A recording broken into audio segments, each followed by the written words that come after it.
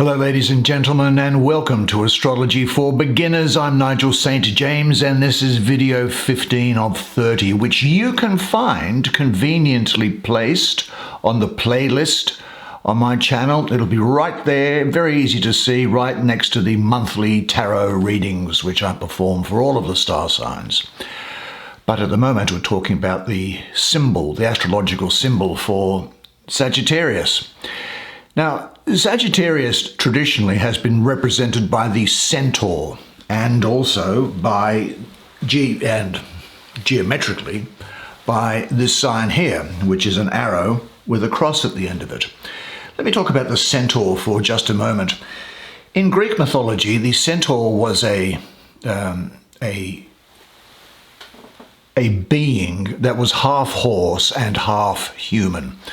And they lived in the mountains in Thessaly and Arcadia. They did a number of things. They weren't human and they weren't animal. One of the things that they did was they drew the car, or the chariot, if you like, for Dionysus or Dionysius, however you want to pronounce it. And that was the Greek god for creativity, for drama, and for mystical wine. There's a very good story of Dionysius turning a well of water into wine. And for a long, long legend, one of the playwrights, Greek playwrights, wrote about that as well. BC, sometime BC. Incidentally, BC is stands for before Christ. The notation that you get today is BCE, and the reason why I raise that is that I also want to talk about, in the context of the charioteer and the arrow, the figure of Arjun, who is prominent in the Bhagavad Gita. He was in battle, and the Lord Krishna, that was the divinity who had come down to earth and taken on human form as Lord Krishna, was his charioteer. Now that story was written about 300 BC or BCE. Now, in academic circles, you have BCE used all the time now instead of BC, which of course stands for before Christ, probably political correctness. Now, whether that is the case or not, I personally am against that. I think that the entire world has such a fruitful history that it is important to remember all of the history. The soil of the earth has produced wonderful fruit, whether it be in Europe, North America, South America, throughout the subcontinent, and in the East, the Middle East and the Far East. So whatever the soil happens to be, great fruit has been produced. And so I don't think it's a good idea to turn your back on those things.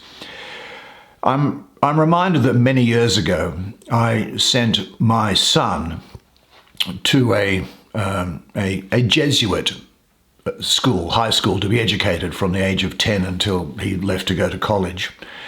And halfway through it, he said to me, "Look, I don't want to be here anymore. I don't believe any of this. I don't want to stay here." To which I replied, "Look, that's all very interesting, but you are staying here, because it is important that you come from somewhere.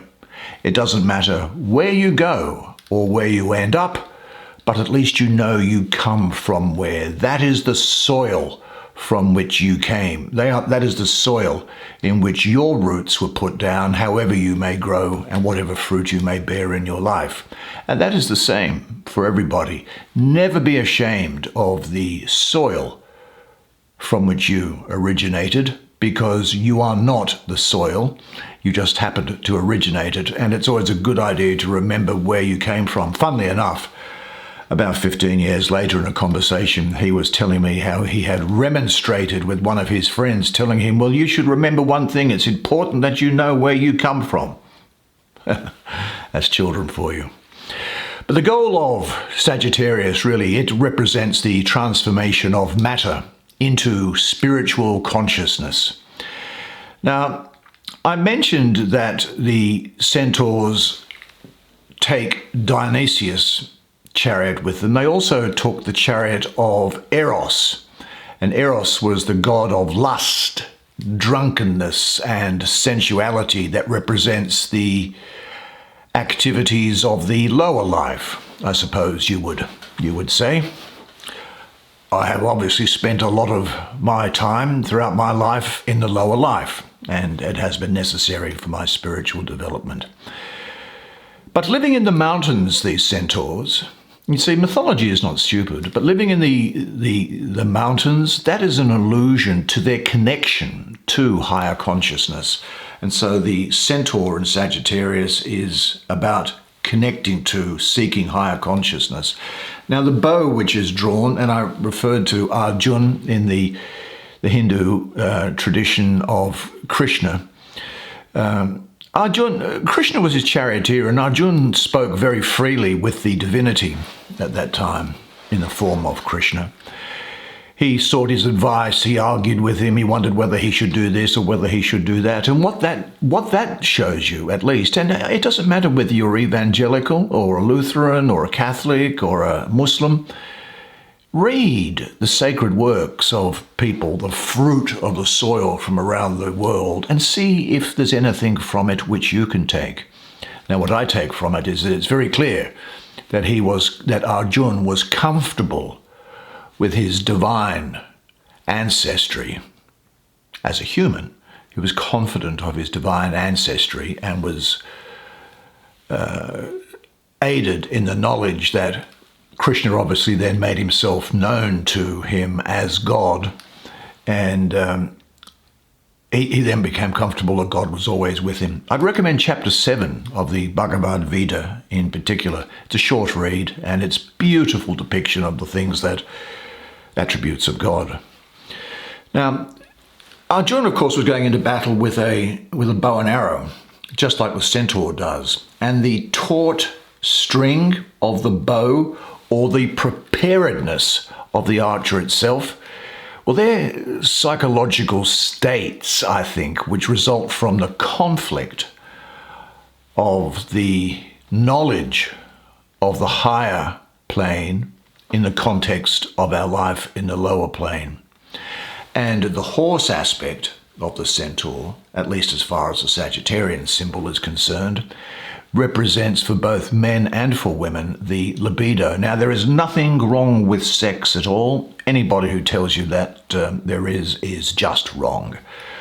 You should pursue your own nature, knowing that that has been divinely provided to you. But the sexual energy is very important also in the process of meditation, and we'll see this in Capricorn when we get to it, of the moving up of the energies through the different chakras, until in Capricorn we get to the chakra represented by the pituitary gland. Now let's have a look at the symbol itself again, just very quickly. Very straightforward. Here is an arrow with a cross, and this cross is really it's really talking about the material existence. We know this from video number 1, don't we? It's about matter, and it's also about affluence, and it's also about the pleasures of life. So when we are in matter, it should be understood that there is nothing wrong with affluence or wealth or money, and there's nothing wrong with pleasure or engaging in pleasurable activities. Nothing at all.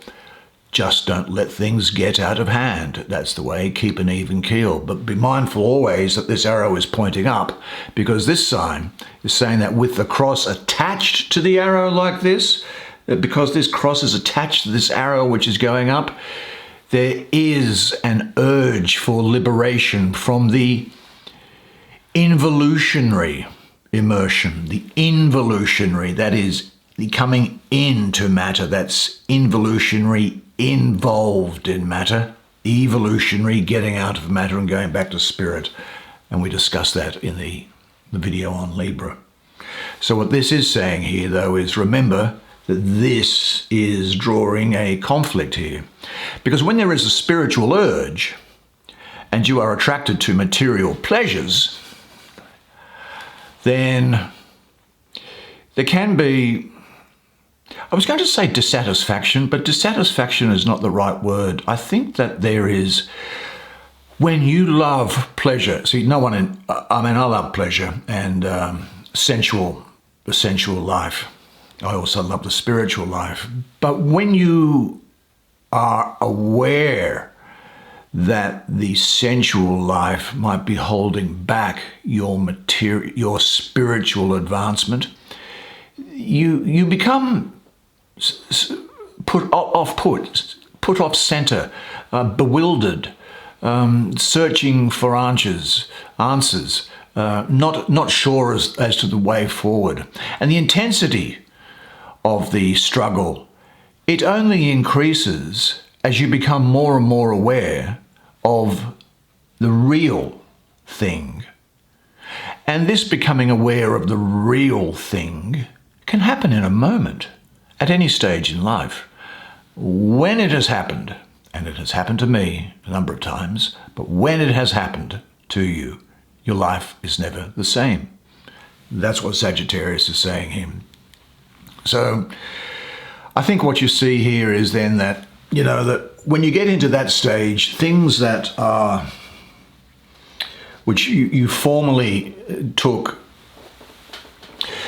I won't say delight in, but I will say you obtained self-confirmation, a confirmation of your own worth out of a sports car, a lover whose beauty would make you weep with desire, or lots of money, things like that. If they are the things that give you self-confirmation, then you will then start to find a problem, because they will then because under the influence of Sagittarius, they will seem to be very illusory and not worth what you once thought they were worth.